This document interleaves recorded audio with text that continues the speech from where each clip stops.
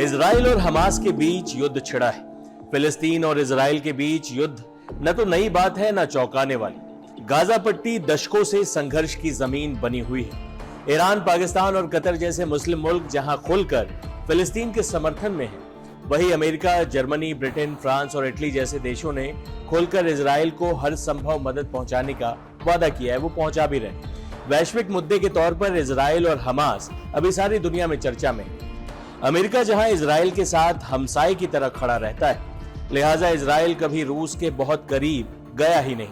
America और रूस की अदावत तो खैर जग जाहिर है।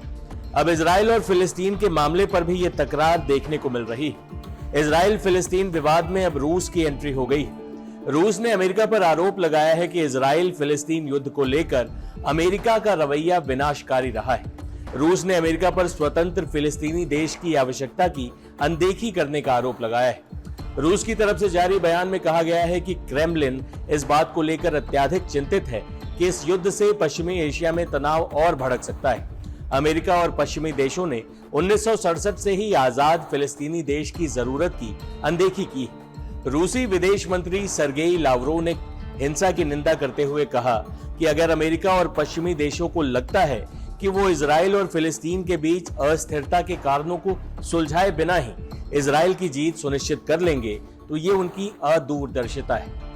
जाहिर है रूस ने इजराइल के बहाने एक बार फिर से अमेरिका और पश्चिमी देशों पर निशाना साधा है और रूस इस मौके की तलाश में भी था, क्योंकि रूस यूक्रेन युद्ध के बाद से ही लगातार अमेरिका और पश्चिमी देश रशिया पर हमलावर रहे। अब इजराइल और हमास के युद्ध के बहाने रशिया ने एक बार फिर से अमेरिका और पश्चिमी देशों पर निशाना साध दिया है। रूस और अमेरिका की यह तकरार वर्ल्ड वॉर के दिनों की याद दिलाती है, उसके बाद शुरू हुए शीत युद्ध के दौर की याद दिलाती है। रूस और यूक्रेन युद्ध में जिस तरीके से पूरी दुनिया, खासकर पश्चिमी मुल्क और अमेरिका रशिया पर हमलावर रहे हैं, अब रूस को भी लगता है एक मौका मिल गया है अमेरिका और पश्चिमी देशों को आईना दिखाने का। और जाहिर है रूस के अरब देशों से और मुस्लिम देशों से भी संबंध है, तो रूस एक साथ कई समीकरण साधना चाहता है। इस मामले की हर अपडेट के साथ हम आपसे जुड़ते रहेंगे। तब तक आप देखते रहें टाइम्स नाउ नवभारत डिजिटल। धन्यवाद।